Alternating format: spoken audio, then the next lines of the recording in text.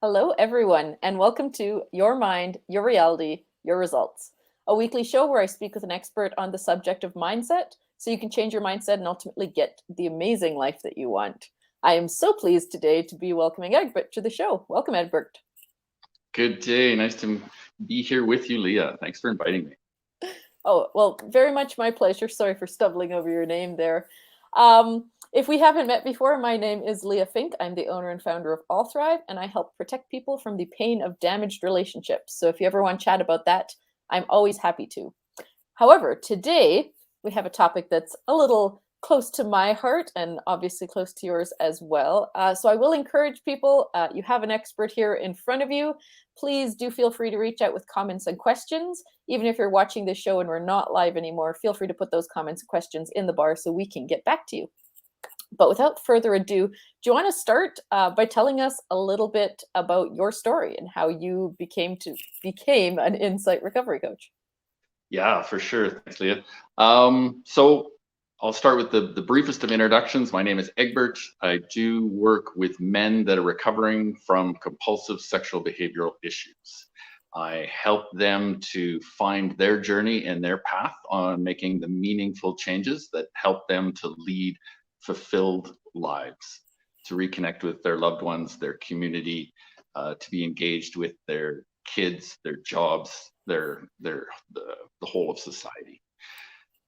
I get to do this work, which is so rewarding because of my own journey through recovery. It has been so fantastic to work with other men and I appreciate the recovery team that supported me and made it possible for me to achieve all those things that I want for others.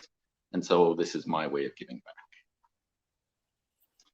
back. It's been the process of my own lived experience and then ongoing training and the mentorship that I've done through a couple of organizations here in Canada that have really empowered me to be able to bring this forward and to help others.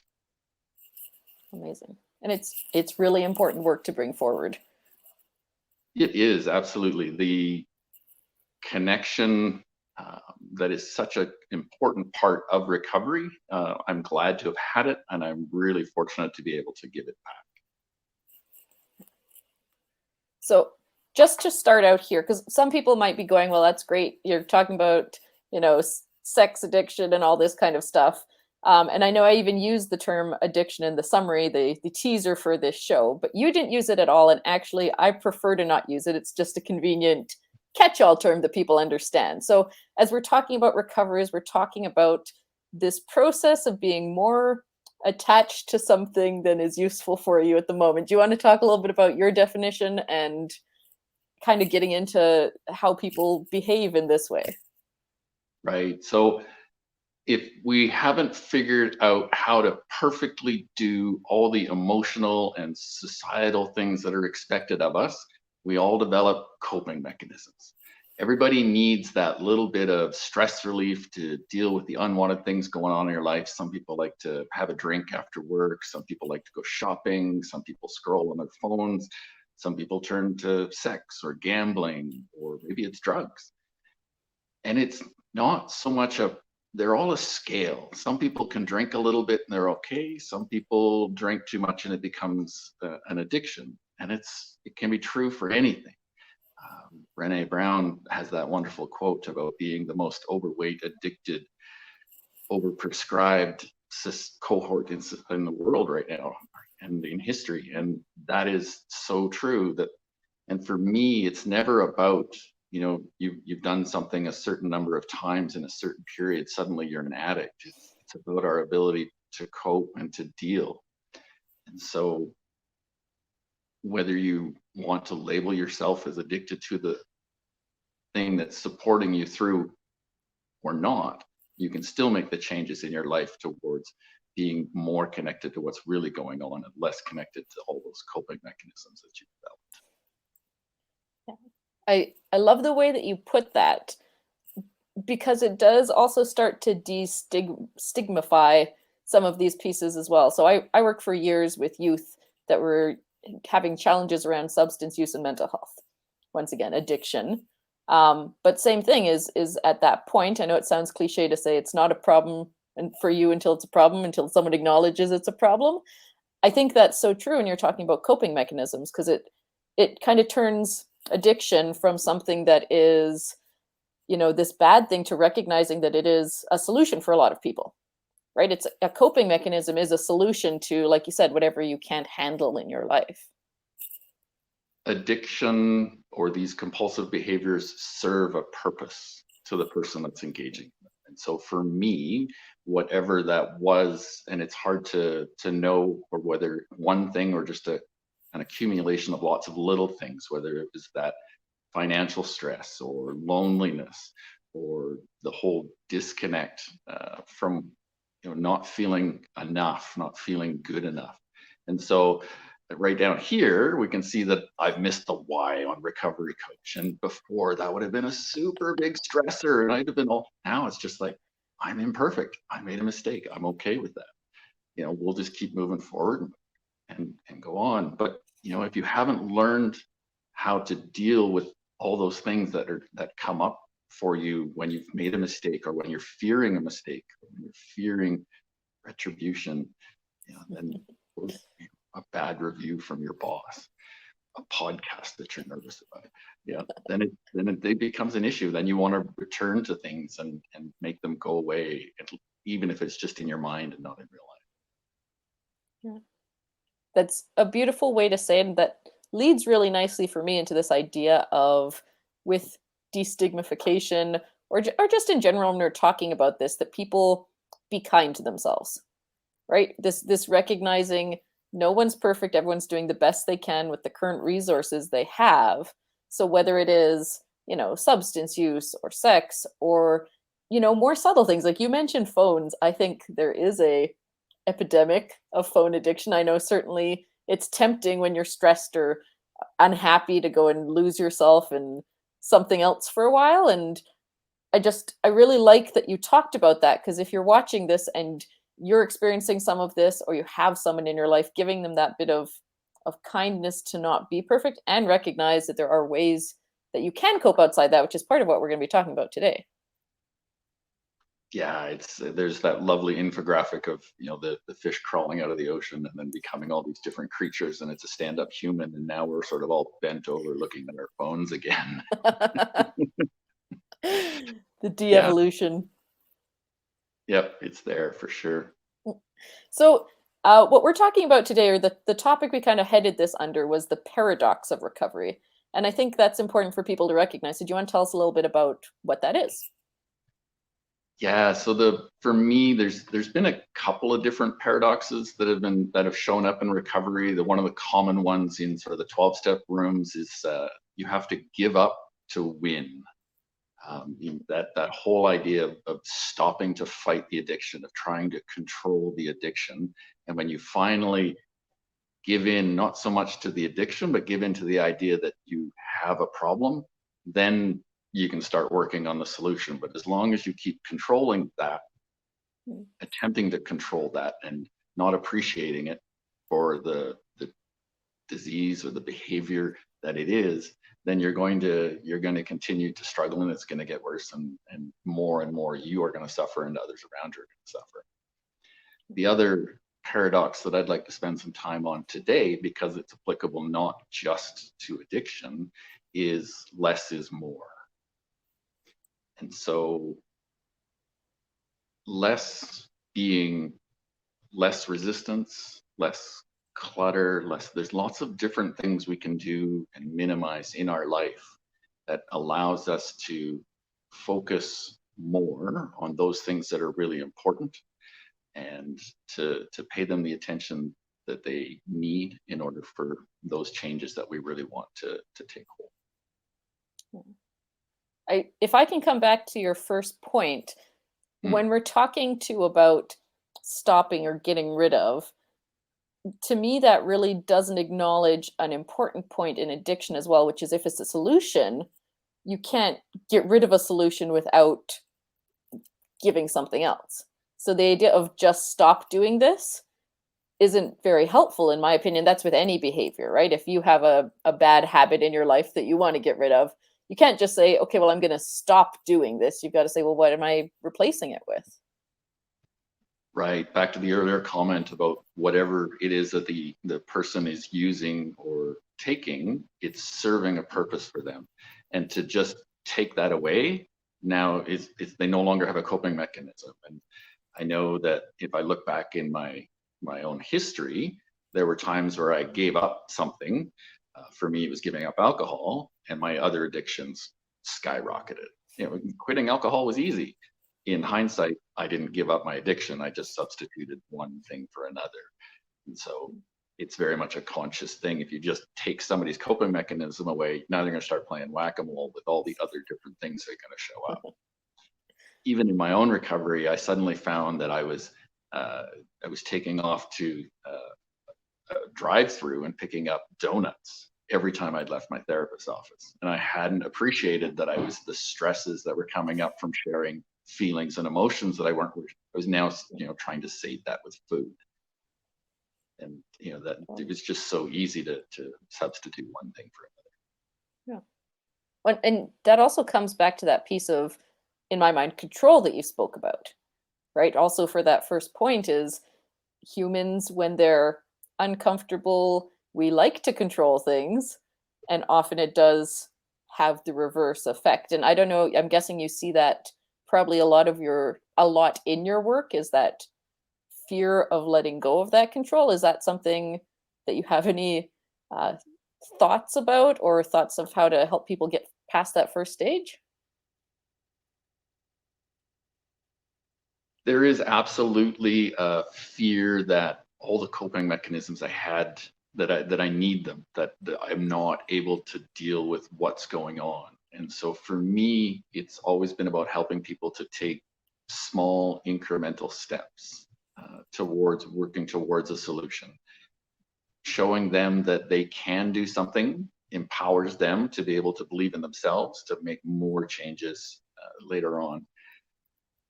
Having a coach or a therapist or somebody else in recovery that has walked the same journey and can lead, you say, oh, if he can do it, I can do it.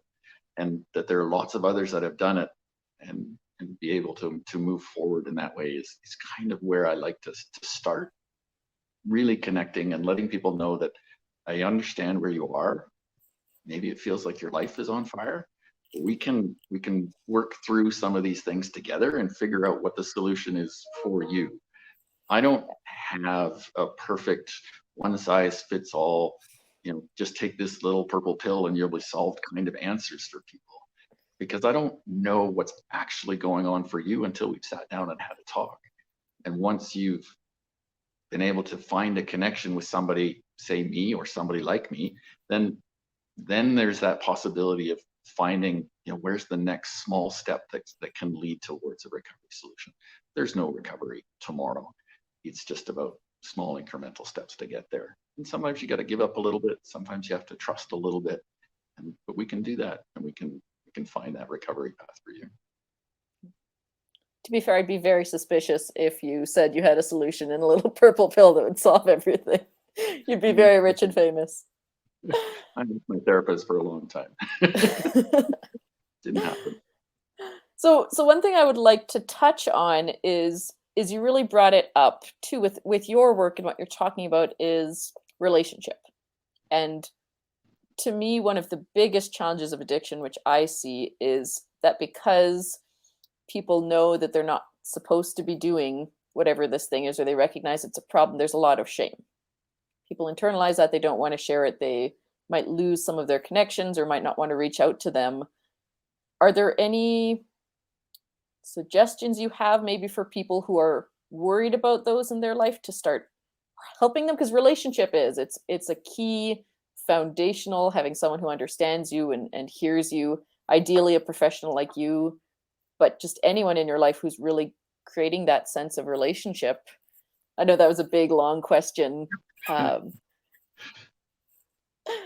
So you're asking, how do I help the people that want to help somebody who has a problem? Yeah, maybe both ways. So people who are either struggling and want to reach out but are worried, they have that shame piece, or people who are seeing this in others and want to be able to reach out to help them.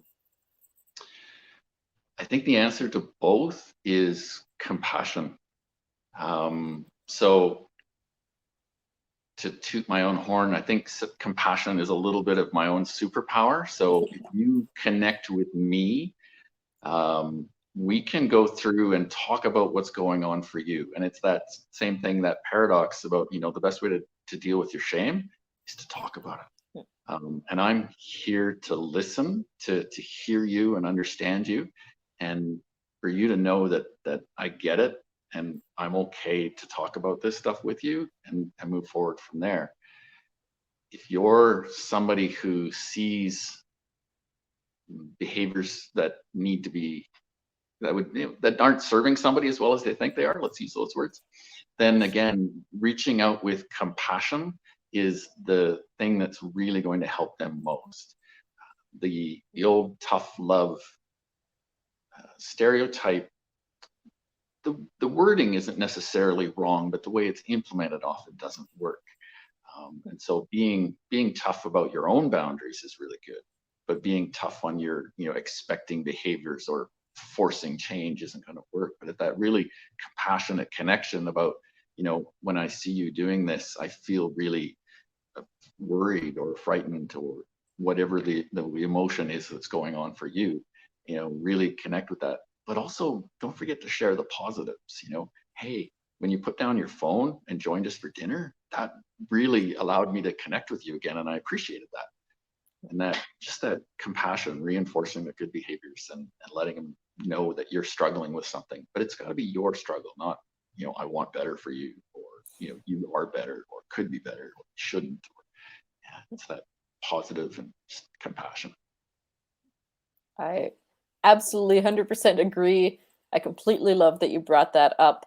And I also, that might help people as well, this idea of feeling so trapped maybe in your own experience and recognizing that you are affecting the other people around you, because we do have empathy. We want to support the others around us, can also help with that first step is, oh, it's not just me. It's not my life I'm ruining. Now it's other people who are hurt or sad or worried. Oh yeah. So the addiction hijacks that brain, and the pathways get changed, our ability to measure risks and understand the impacts. We overvalue the benefits. They're just totally thrown out of whack. So in the beginning, it maybe didn't hurt anybody else but me. Maybe it was just a little bit of porn. But soon it becomes all encompassing, and I've lost connection. I no longer appreciate people for who they are anymore. I only see them for what they can serve me. And that process and that change is so incremental that sometimes as a person that's misusing, you don't recognize it as a problem, and it just becomes the way you've lived. And especially I think for many people with sex addiction, it starts really young. And it's so slow and so progressive that it just about seems normal and natural. And sometimes even those people in our lives who are closest to us don't recognize it for what it is until it's never too late, but until it's really, really a big deal. Well, and that's for everyone. The longer you practice a habit, the more normalized it is. Whatever our bad habit is, right? That donut after a stressful day, that extra glass of wine, whatever it is, it's much easier at the beginning to maybe recognize to stop than it is down the road when it's become more ingrained. Yeah. If you want to take it to, it's like a internet gaming addiction. In the beginning, you've got something you can talk about with your friends. We all play the same game. We understand it, what's going on. The games are so wonderfully written. They provide elements of gambling and chance in there. There's the random reward parts, and it's all perfectly suited to really, really connect with the human brain. But it's so, and all of a sudden now it takes you more and more and more to get the same pleasurable effect on it. You're suddenly spending from Friday after work till Monday morning, and you're going back to work on the game, and you haven't actually connected with anybody, or maybe haven't eaten. So it's pretty amazing how we can really not notice the change or think the change is significant, even if we, with the 10,000 foot view that somebody else has. They can really see what's going on. That's a really good point. And if you have any, I'd put out my own thought here. And it's always very hard to see our own foibles. It could be more challenging when you're inside it. Like you said, when you don't have that bigger view, your very narrow view for yourself. I personally see feedback and teach a lot of feedback practices as ways of growing, because someone else can maybe see something you can't. Just for people watching today, even if it's just for their bad habits, is that something you recommend, that people start reaching out and asking for that feedback? Or do you have a good reflective practice that they could use to start going, well, maybe I'm getting a little unaware of this in my life? That's a great question that I'm not sure I have an easy answer for. Fair enough. You know, go sit in a recovery room and see if the shoe fits. And that's the crazy obvious answer. And I think most of us that have been in a community support group like, say, 12-step or Recovery Dharma, you know, come out of that room thinking, oh man, the whole world would benefit from this. And when you get down to what some of the other self-help practices are, or some of the awareness issues are, they really are built into so much of what addiction recovery looks like. And whether you choose to follow, you know, somebody's prescribed path or mix it from a couple of different groups, you know, it's about what's working for you and what you find. But developing that self-awareness sometimes, more often than not, takes somebody else to work with you. So to really learn how to understand your body, where those emotions are showing up, what those emotions mean. And then in some cases, having the professional help to really dig down and it might, for a lot of us, it's about, you know, reconnecting with that inner child. Where was that initial harm that you're running away from? Where were those initial coping mechanisms developed, and how did they get led into your adult life? So yeah, more often than not, working with somebody. We all understand the idea of an Olympic athlete didn't get to the Olympics on their own, right? They had a coach. And then, you know, we want everybody to do the best. So we have this coach, physical activity coach. Most business leaders have got a business coach or a life coach. And for some reason, the idea of having a mental health coach just is not, it's still a bit of a stigma here. But we do all these things. You know, we have a fitness trainer. We have somebody that works on our medicinal health, you know, whether it's a real doctor or whether it's a doctor combined with a naturopath or chiropractor. They're all great. Why do we leave the brain, that most important part that controls everything, alone? So yeah, get a mental health coach, whatever that looks like to you. Yeah. And I feel very strongly about that. You know, to one of the earlier pieces you talked about, it was, I mean, revolutionary for me and how I thought to work with addiction, because it really does, it's like a microcosm of how humans work and what they really need in their life to be happy and healthy. And, you know, my passion, part of the reason I started this business was because of exactly what you're saying about this reactive piece that we have with mental health, and really that idea that we can be proactive. That's what this show is all about, your mindset. Like you said, the brain's the most important part. If you have a poor mindset about something, it doesn't matter how good it is, right? It doesn't matter how good your physical health is if you don't see it as good, right? So I am 100,000,000% in agreement with you. And no matter who it is, me or Egbert or whatever other professional, however you can help proactively work on your mental well-being, I endorse that so hard. I've seen the benefit so much for so many people. And we all recognize the benefit when the problem has gotten great. You know, suddenly there's a marriage counselor involved or something else. You know, but I'm all encouraging all to, you know, lead a life with less suffering by working with somebody that can help you to recognize that more. I mean, earlier, I guess is the right word. I just want to make one small correction of what I said. I think I talked about real doctors. I'd like to say traditional medicine. Yes. So everybody is all wonderful. I use them all. So I now have to clarify that. No, thank you for that clarity. That is an important distinction. Yeah. So I guess one of your last comments there does bring us back to one of the paradoxes. We've gone a whole bunch of different directions. It's been really great. But talking about this concept of less is more, and this is, same thing. No matter where you are, if you feel you're in pretty good mental health, pretty low addiction, you can still seek out people that can help you be even happier and healthier. But you also talked about this less is more, and I know you had some tips on people for how they could start implementing this in their life as kind of a first tool they could use.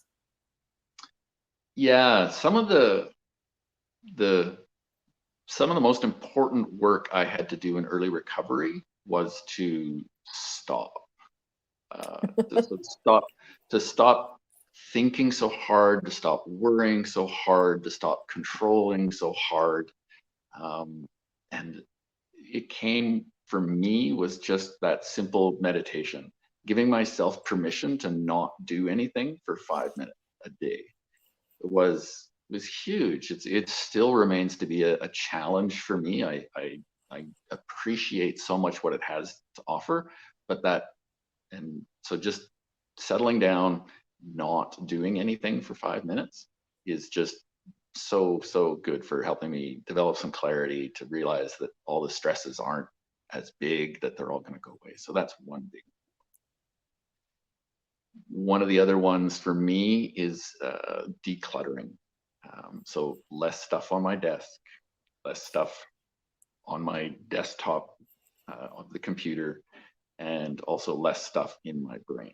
So one of my coaches was, write stuff down, put it all down in your day planner. That way you don't have to remember, I don't keep constantly reminding stuff. And so there was some confusion today around some other activities I had going on. I'd failed to write it down in my planner. I'd gotten a little, oh, I got this, it's under control. Sliding back into some of those other things.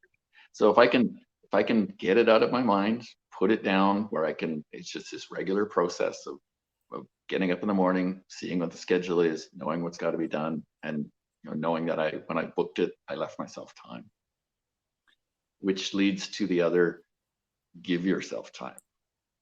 Book less stuff in a day. Book less meaningless stuff. If you have a meaningful connection with somebody, that's absolutely got to be a high priority.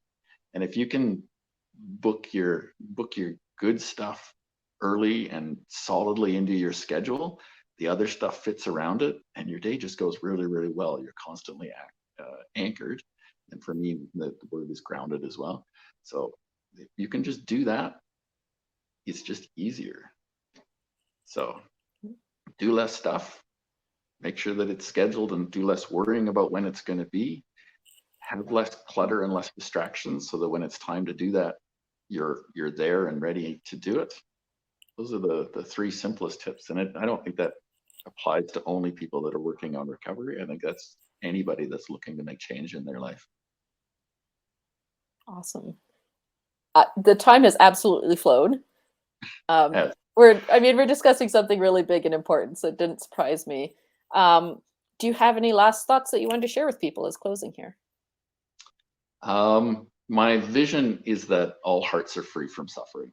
So if you are suffering because of your addiction to, let's call it compulsive sexual behavior, be that pornography or whatever, reach out. I am always available for a call, a chat, a discussion. So you can find me on the website and go from there. You can find me on LinkedIn. Maybe Leah will post something in the comments later here below. We'll see what happens. Definitely will. And so just you don't need to struggle alone. I am absolutely here to talk with anybody about what their struggles are, and hopefully we can connect and help you find what you need to make change. Amazing. And I'm just going to reiterate for people, I recognize too, this might be a topic that people didn't want to publicly post comments on during a show about this kind of topic. So, reach out to Egbert, reach out to myself. We're happy to answer questions, support you in any way we can. And yeah, we'll make sure all of your contact info gets into the comments here so people can reach out, because if you're looking for that connection, you need some support, get that support. Yeah. So. Well, thanks for being such a kind and gracious host, Leah. This has been way more fun than I anticipated. Well, I was going to say it's totally the opposite. Thank you so much for being on the show. This is really important, and I really appreciate this discussion. So thank you very much. Thank you. Take care. Awesome. We'll see you next week. All right. Bye.